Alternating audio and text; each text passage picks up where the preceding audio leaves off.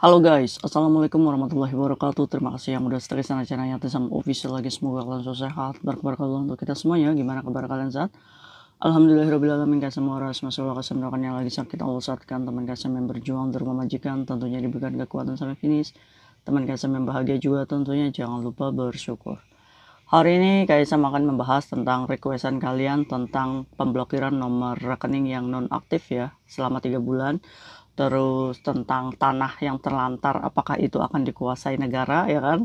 Wah, kayak saya udah punya tanah tahunan kayak di rumah. Ini gimana? Masa kita nabung lama-lama terus dikuasai negara ya kan?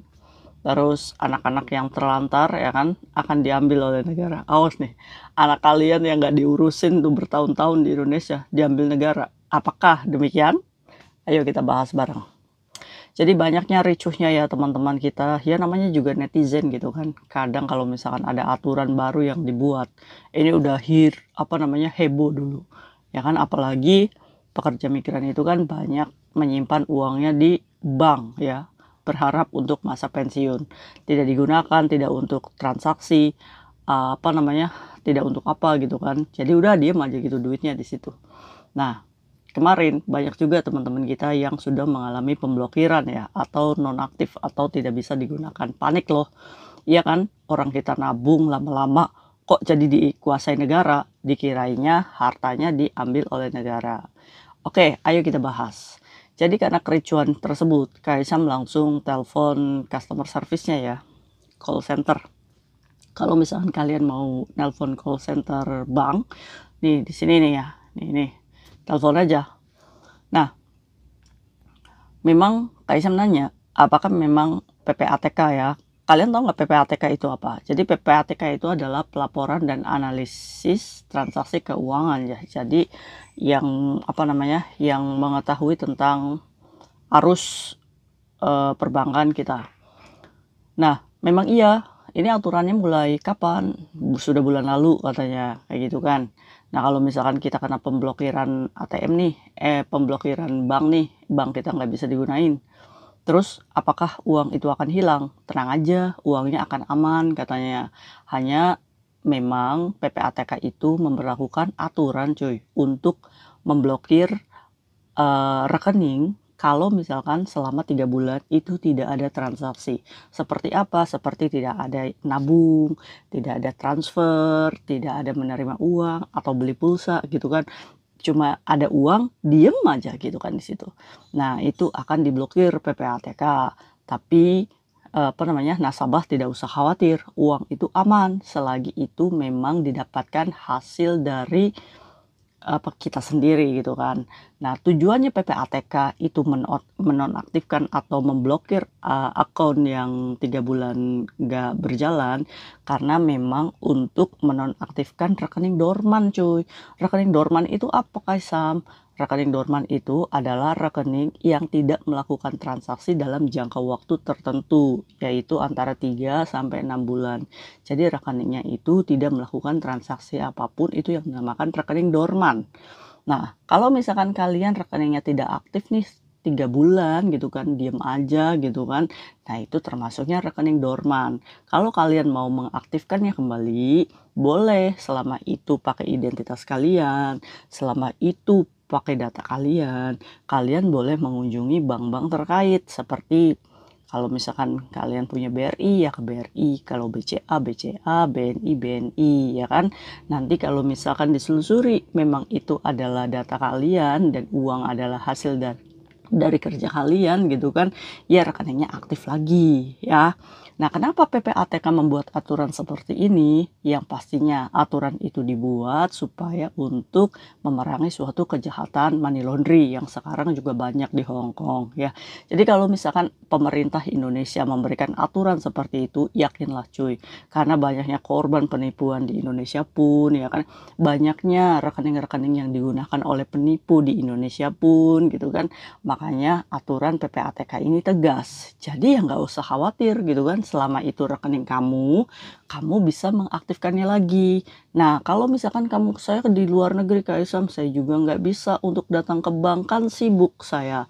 Nah, bisa juga melalui ini cuy, BIT ya, BIT.ly titik from handsome. Nah ini ya ketiknya ya. Kamu ketik aja di Google ini.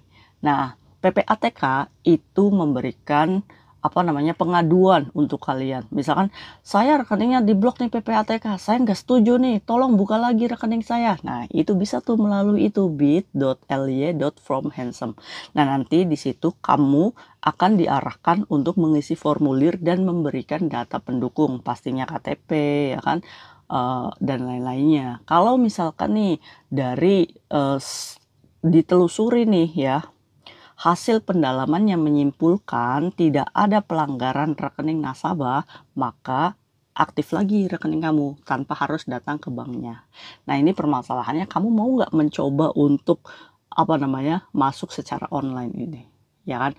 Nah ini masanya pelaporannya 5-15 hari nantinya, ya. Aduh ribet ya Kaisem ya, Indonesia tuh ribet, selalu dibikin ribet.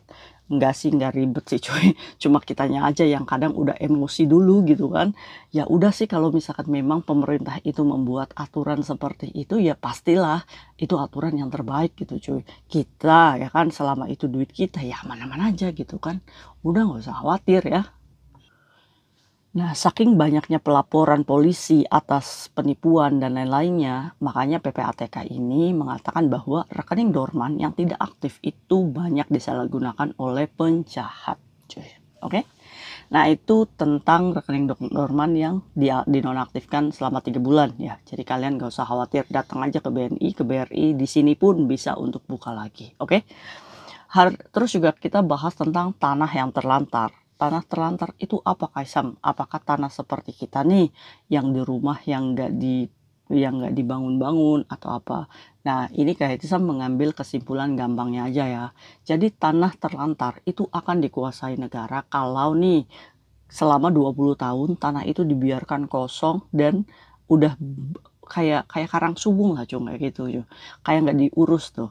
Terus tanah terlantar itu adalah tanah yang digunakan oleh masyarakat lingkungan gitu kan, kayak main voli, kayak apa gitu cuy. Nah itu tuh ada punya tanah punya orang nih, cuma digunakan oleh masyarakat dan tidak dibangun untuk kepentingan sesuatu.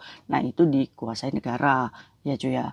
Terus ya pokoknya intinya jangka waktunya 20 tahun ke atas kalau misalkan tanah kalian itu nggak diurus. Beda cerita sama tanah kalian yang dibeli nih di Indonesia, yang udah dipagerin, yang dirawat, ditanemin sesuatu, yaitu bukan tanah terlantar gitu cuy. Jadi aman-aman aja, apalagi tanah itu punya sertifikat ya. Udah nggak usah khawatir. Terus masalah anak ya. Jadi tanah terlantar itu nggak seheboh kamu. Jadi negara itu nggak asal nyomot gitu kan, apalagi tanah warisan.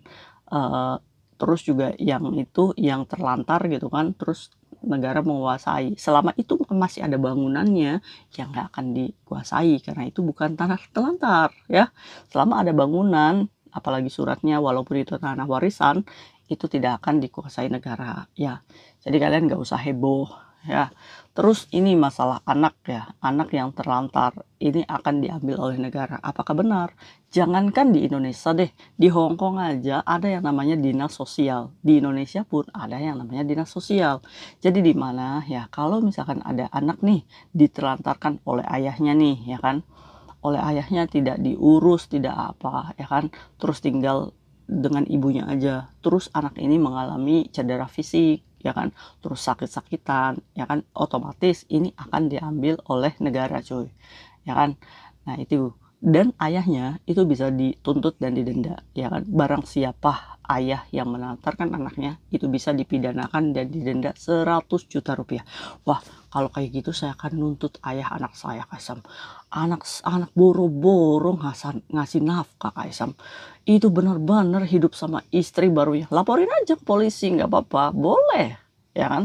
Jadi buat kalian ya yang korban perceraian nih, ada anak nih, terus suami kita ya kan, mantan ya, ex suami kita itu dengan hebohnya tinggal dengan istri barunya tanpa mengabaikan nafkah untuk anak kamu yang kamu rawat, itu suami kamu bisa dilaporkan ke polisi dan itu bisa dipidanakan 100 juta dendanya ya. Jadi kalian sebagai perempuan jangan ini apa namanya, jangan bodoh gitu kan. Kalau misalkan memang kalian tidak mampu dan kalian membutuhkan nafkah untuk anakmu, maka ajukan ke pengadilan, tuntut ex suamimu. Jadi jangan belagu gitu kan.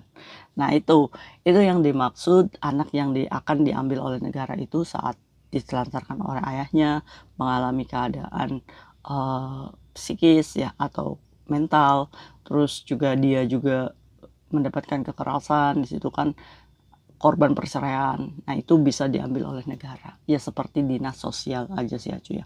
Ya lebih baik seperti itu dan good ya, harusnya Indonesia begitu gitu kan.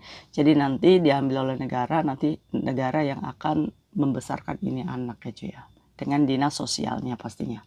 Nah jadi buat kalian juga kalau misalkan ada orang tua yang terlantar di desa kalian juga harus mereport ke dinas sosial setempat ya, supaya diberikan penyuluhan dan perhatian khusus nih dari pemerintah. Oke?